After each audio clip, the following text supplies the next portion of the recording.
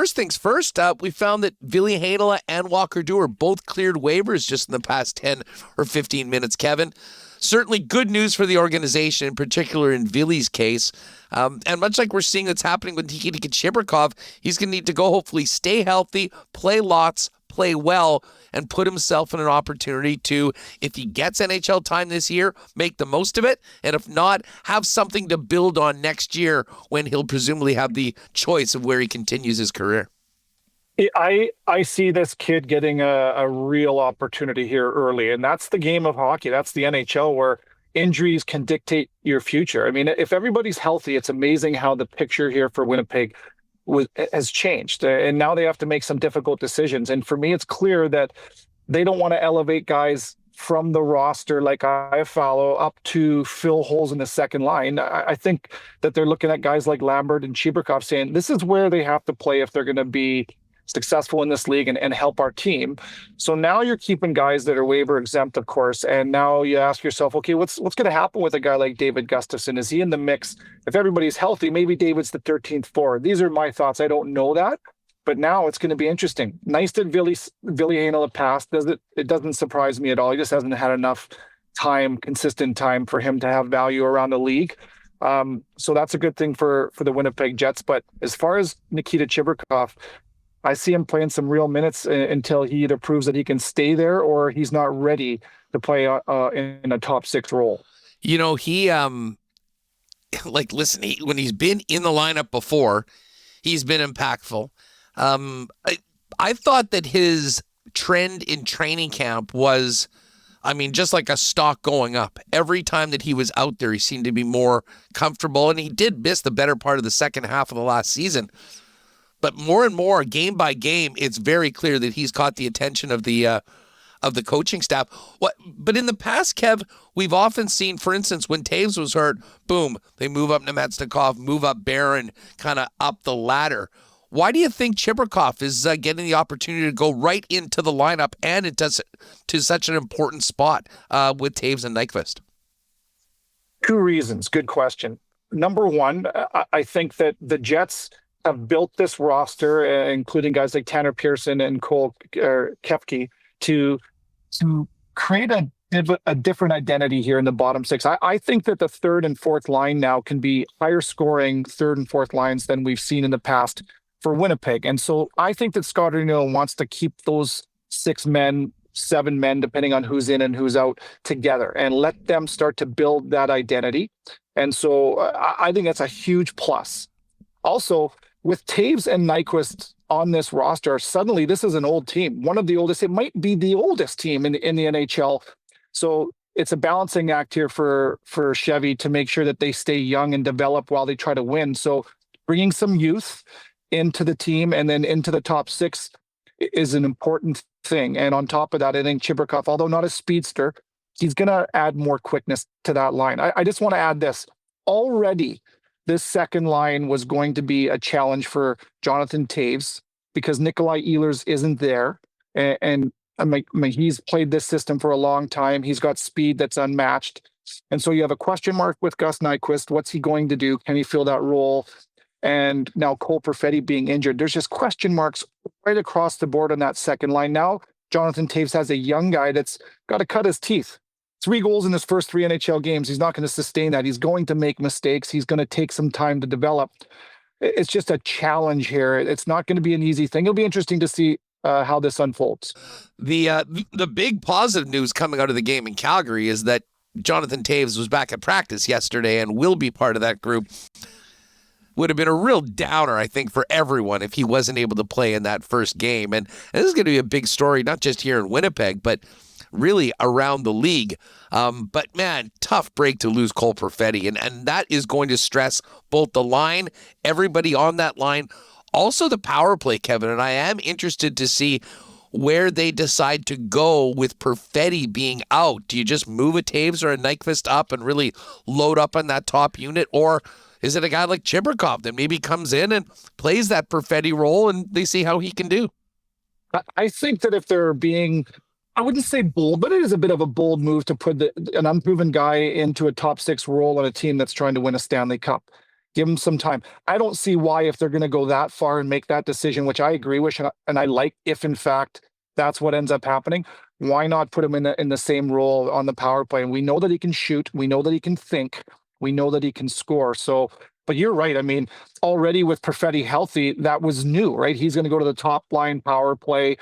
Uh, this is adversity right in the face of the Jets, but no different than last year, the way they started the season. They had a couple injuries, although these ones arguably more impactful, of course, with Samberg, Lowry, and now Perfetti.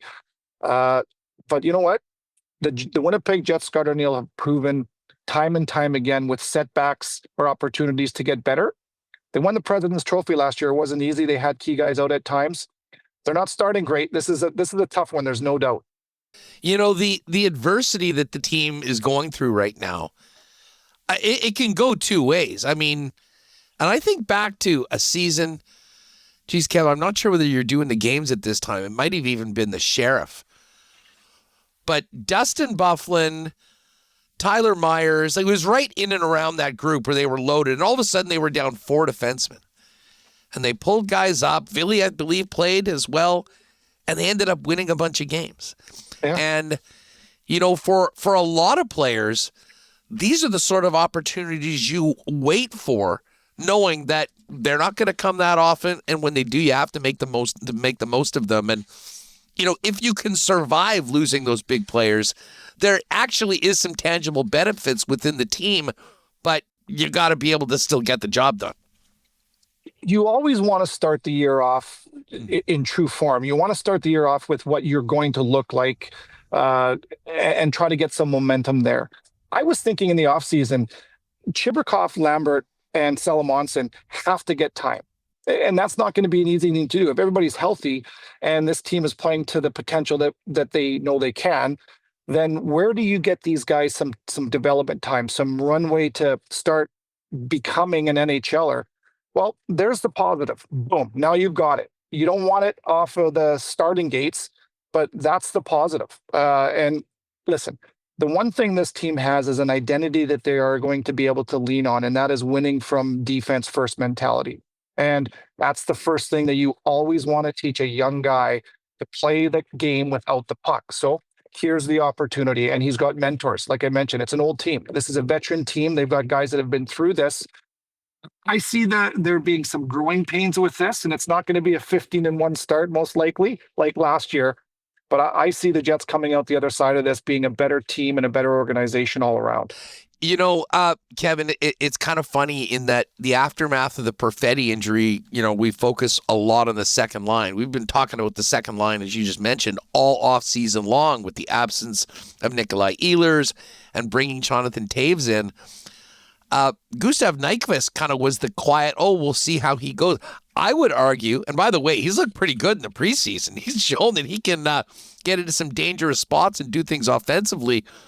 What a boost to the team it would be if he in particular could be part of a good start for that line, because he's a guy on a 1-year contract that has a lot to prove. And again, he is only 2 years removed from a career year and is certainly being put in a position where he'll have plenty of opportunities to do good things for Winnipeg.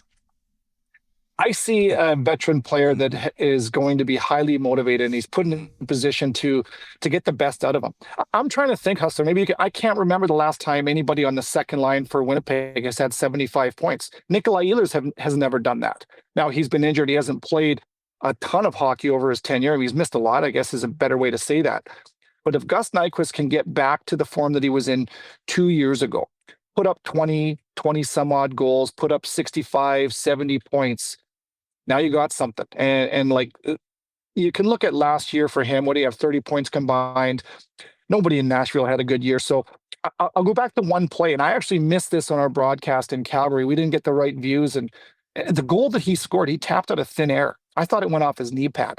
That's great. That was a great goal. And if you don't remember it was a shot from the point. He got inside body position, freed his stick up, rebound was in the air, and he tapped it out of thin air and into the net. That is a difficult goal to score.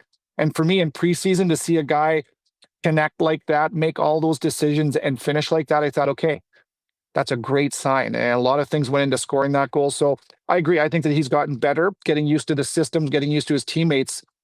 I don't see why he can't get back to the form that he was at 2 years ago. Kevin Sawyer's with us from the golf course as we get ready to finish up golf season and begin hockey season on Thursday. Very jealous that you're able to swing it today. Don't judge me. Don't judge me. This is the last round, I promise. Listen, nothing but respect. You can squeeze it in. I mean, we've had such nice weather around here. Still people getting out to the course, but we all know what happens on Thursday. Dylan Samberg won't be there.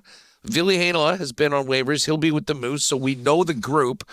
How do you expect to see the blue line look when Scott Arniel fills out that lineup card on Thursday for the opener?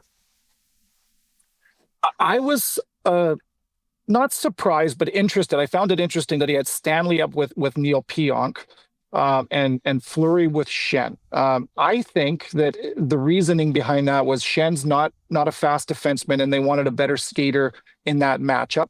And then you got some size with Pionk, and it gave them an opportunity to see, can this work?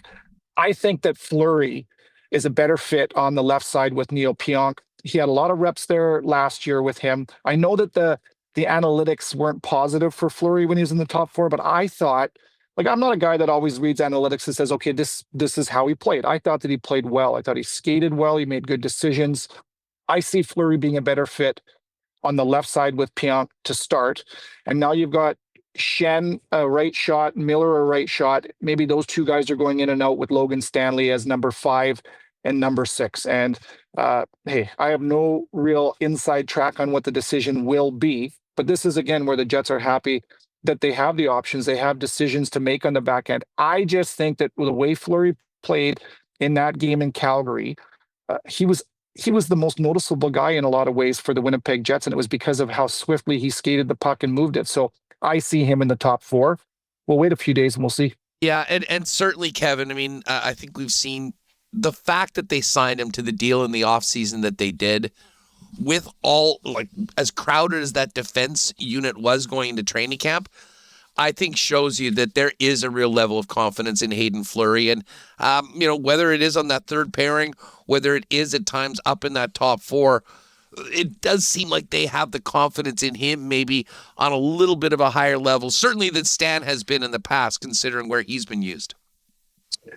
I would agree with that, but what's clear is that the time that's been invested with Logan Stanley and the development that he has shown, he hasn't been great all the time, but he's gotten better. There's no doubt about that. So maybe there's moving parts there where they kind of move that around in and out, continue to give opportunity for Logan to play a bigger role. I just don't think that's going to be the way they start, and I don't think that's going to be something that's going to be consistent from the beginning. I think the hope is that they get Logan Stanley to be that player. It's been a long road. There's no doubt about that. He's gotten better, but I don't think that he's there yet where he just takes that. I mean, you're playing big minutes against top players, simply put. And can you handle it? At times, yes. At times, no.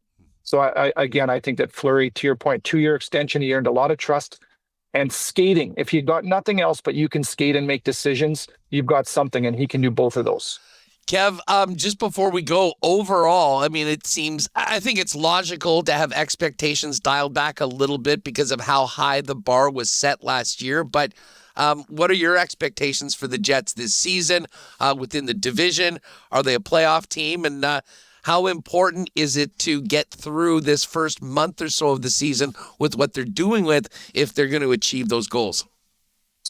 Yeah, they have given themselves and they've earned the benefit of the doubt to me for in the hockey world. I see this team.